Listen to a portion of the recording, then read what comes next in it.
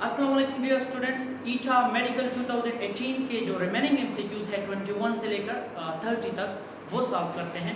तो उसमें जो एक एमसीक्यूज है question number 21, what is the momentum of x rays having wavelength of 0.001 nanometre. Option आप लोगों को दिए गए हैं।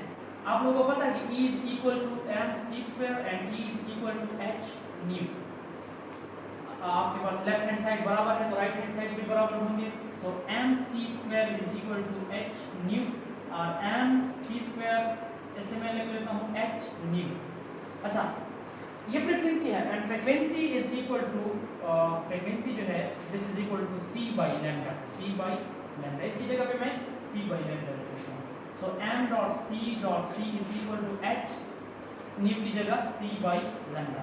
ये c और c कट जाएगा। So mc is equal to h divided by lambda. Actually ये क्या है, m और c is the velocity. So mv अगर मैं लिख दूं इसकी जगह पे velocity of light, so this will be equal to momentum. So this will be equal to, this part will be equal to momentum. Momentum is equal to h divided by lambda.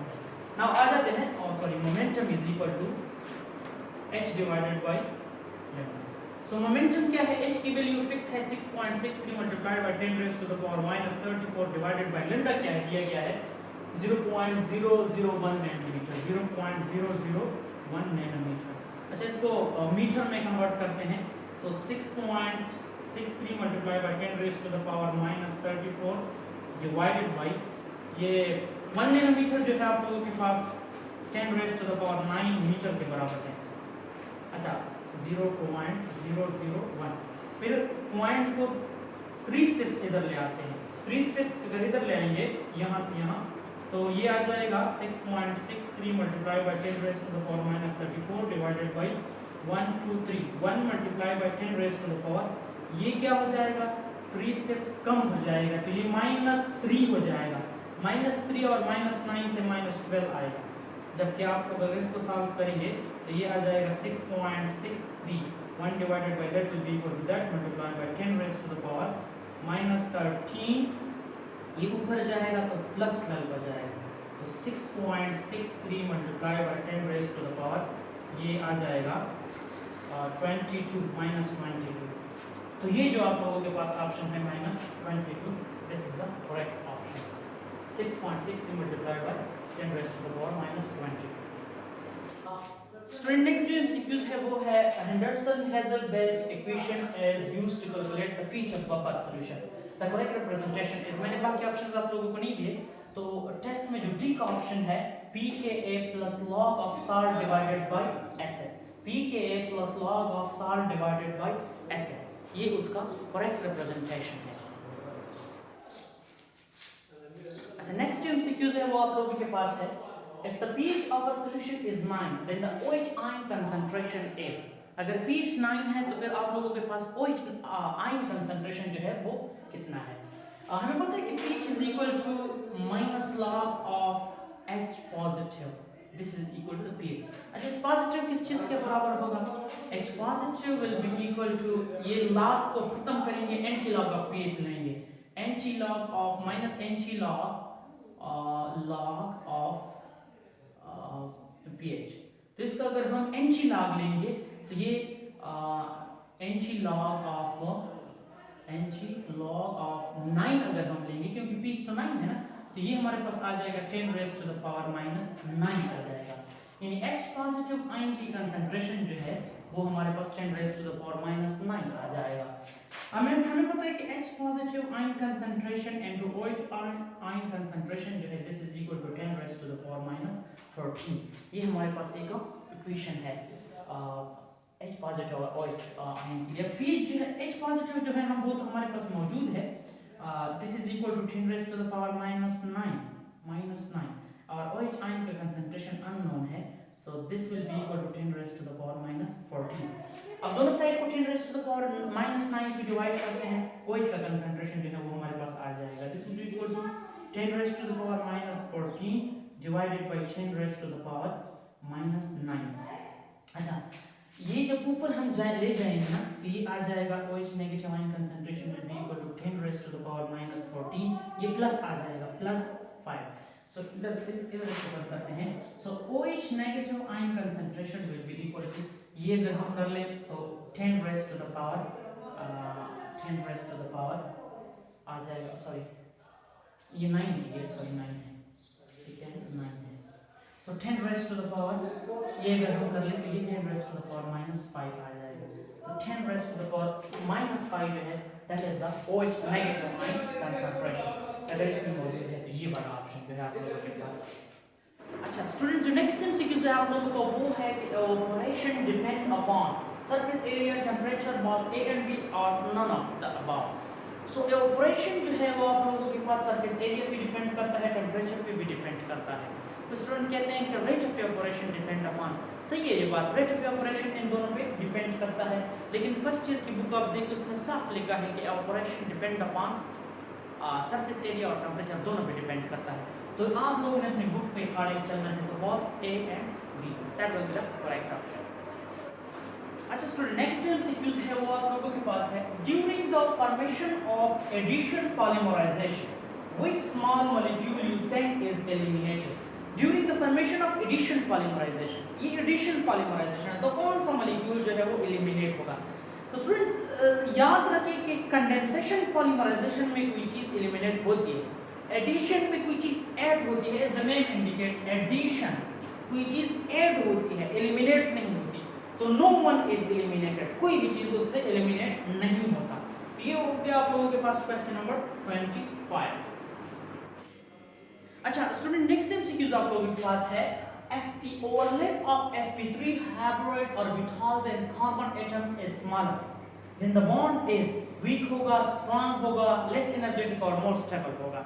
तो ये MCQs आप लोगों के पास है.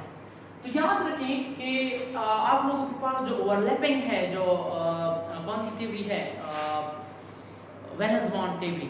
Valence bond theory वो कहती है कि जितना ज्यादा ओवरलैप होगा उतना बॉन्ड जो है वो स्ट्रॉन्गर होगा. More overlap means more strong bond.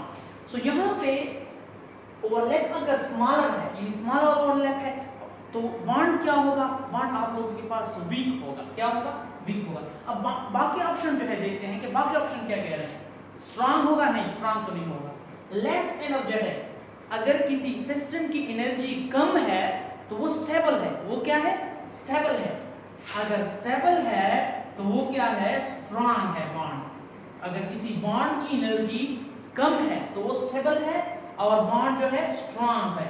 यानी लेस एनर्जेटिक, स्टेबल और स्ट्रॉन्ग तीनों एक ही मानी है इन तीनों का. तो आपके पास जो ऑप्शन है ए, बॉन्ड क्या होगा, वीक होगा. तो ये 26 नंबर क्वेश्चन जो है आप लोगों के पास सॉल्व हो गया. नेक्स्ट एमसीक्यू जो है आप लोगों के पास वो है the minimum energy below which no reaction occur in a reaction molecule is. तो चार ऑप्शन है कि कितनी मिनिमम एनर्जी जो है उसकी मिनिमम एनर्जी जिसके नीचे रिएक्टेड मॉलिक्यूल जो है वो प्रोडक्ट में कन्वर्ट नहीं होंगे, रिएक्शन नहीं होगा. तो वो क्या है, एवरेज काइनेटिक एनर्जी है मॉलिक्यूल का, potential energy of the molecule है, free energy of the molecule है, या activation energy of the molecule है. तो ये तो बहुत ही आसान है, activation energy of the molecule by definition. अच्छा स्टूडेंट, नेक्स्ट एमसीक्यू है वो आप लोगों के पास है reactants and transition state. Transition state में रिएक्टेंट क्या करते हैं, and always change to product, हमेशा प्रोडक्ट बनाते हैं, और रिटर्न बैक टू रिएक्टेंट, उनसे रिएक्टेंट बनते हैं. मे रिटर्न टू रिएक्टेंट और प्रोसीड टू प्रोडक्ट. या तो रिएक्टेंट में भी जा सकते हैं, प्रोडक्ट में भी जा सकते हैं, यानी दोनों तरफ जा सकते हैं. और फ्लो एनर्जी, उनकी एनर्जी लो होती है. अच्छा तो स्टूडेंट्स, रिएक्टेंट से जब प्रोडक्ट की तरफ जाते हैं तो ट्रांजिशन स्टेट दरमियान में एक अनस्टेबल हाइपोथेटिकल स्टेट होता है. क्या होता है, अनस्टेबल हाइपोथेटिकल स्टेट होता है. ये जो अनस्टेबल हाइपोथेटिकल स्टेट है इसमें रिएक्टेंट के बॉन्ड भी होते हैं और प्रोडक्ट के बॉन्ड भी होते हैं. रिएक्टेंट के बॉन्ड जो है वो लूज हो जाते हैं और प्रोडक्ट के बॉन्ड स्ट्रेंथ की तरफ जाते हैं. लेकिन ये फॉरवर्ड में भी जा सकता है और बैकवर्ड में भी जा सकता है, दोनों तरफ जा सकते हैं. तो आप लोगों के पास ऑप्शन सी जो है ये करेक्ट है. अच्छा स्टूडेंट्स, नेक्स्ट जो आप लोगों के पास एमसीक्यूज है वो है the ionization potential of hydrogen atom is 13.6 electron volt. What will be the energy of electron in the second orbit? Second orbit में हाइड्रोजन के इलेक्ट्रॉन की एनर्जी कितनी होगी. तो आप लोगों के पास एनर्जी ऑफ इलेक्ट्रॉन के लिए जो इक्वेशन है वो क्या है, -13.6 z² डिवाइडेड बाय n²। ये ज़हन में रखें, ये एनर्जी ऑफ इलेक्ट्रॉन है। सो इसमें वैल्यूज को पुट करते हैं। Energy of electron will be equal to -13.6 into z जो है हाइड्रोजन का 1 है, तो z² divided by second orbit. Second orbit के लिए n जो है वो 2 है, तो ये आ जाएगा आप लोगों के पास 2 का स्क्वायर -13.6, ये तो 1 आ जाएगा डिवाइडेड बाय 4। तो इससे जो आप लोगों के पास ऑप्शन आएगा, ये अगर आप लोग डिवाइड करेंगे तो इससे आप लोगों के पास आएगा -3.40 इलेक्ट्रॉन वोल्ट। ये ऑप्शन आप लोगों के पास आएगा, बी ऑप्शन। तो this is the question number 29। अच्छा, नेक्स्ट जो आप लोगों के पास एमसीक्यूज है वो है कि compound in which addition takes place through Markovnikov rule as. Addition Markovnikov rule के मुताबिक किस कंपाउंड में होगा? इस कंपाउंड में, इसमें और इसमें और इसमें। तो पहले मार्कोनिकोव रूल है क्या? मार्कोनिकोव रूल ये है कि अगर आप लोगों के पास अनसिमेट्रिकल कोई अल्कीन है, अनसिमेट्रिकल अल्कीन है, तो उसमें हाइड्रोजन उसमें कार्बन के पास जाएगा जिसके पास पहले से ज्यादा हाइड्रोजन है। फॉर एग्जांपल मेरे पास ये एक कंपाउंड है CH3 CH double bond CH single bond CH। अच्छा, यहाँ पे मैं CH3 लिख लेता हूँ। ये बेसिकली ये वाला कंपाउंड मैंने ले लिया CH3 पे, उसके बाद कार्बन CH3 मैंने भी कार्बन लगा लिया है। उसके बाद एक CH3 है, ये CH3 मैंने नीचे लगा लिया और इसके पास एक हाइड्रोजन CH, ये डबल बॉन्ड CH और फिर इसके बाद CH3। ये एक कंपाउंड है। अच्छा, यहाँ पे अगर हम देखें तो मार्कोनिकोव रूल क्या कहता है कि अगर एडिशन करनी है आप लोगों ने, इसमें एडिशन करनी है, ये डबल बॉन्ड अगर टूट जाता है तो फॉर एग्जांपल मेरे पास HCl है, ये मैंने ऐड करना है। HCl जब ब्रेक होगा तो H पॉजिटिव और Cl नेगेटिव ये आता है। तो H पॉजिटिव किधर जाएगा? H पॉजिटिव उस कार्बन के पास जाएगा जिधर पहले से ज्यादा हाइड्रोजन है। इसके पास हाइड्रोजन कोई नहीं है, इसके पास पहले से एक हाइड्रोजन जो है वो मौजूद है। जिधर पहले से ज्यादा आएगा हाइड्रोजन मौजूद है वहां पे हाइड्रोजन जाएगा। ये आप लोगों के पास मार्कोनिकोव रूल है। डेफिनेटली क्लोरीन जो है वो इसी तरफ जाएगा। अगर हम इन चार ऑप्शन में देखें, ये तो बी वाला था ना, ये तो बी वाला था, चार ऑप्शन में देखें तो हाइड्रोजन अगर ये डबल बॉन्ड टूट जाता है तो इधर एक हाइड्रोजन इधर एक हाइड्रोजन, तो मार्कोनिकोव रूल अप्लाई नहीं होता।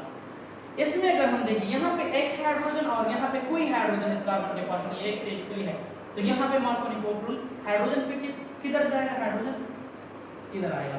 यहाँ पे भी रूल अप्लाई नहीं होता, यहाँ पे भी रूल अप्लाई नहीं होता। तो option B as the correct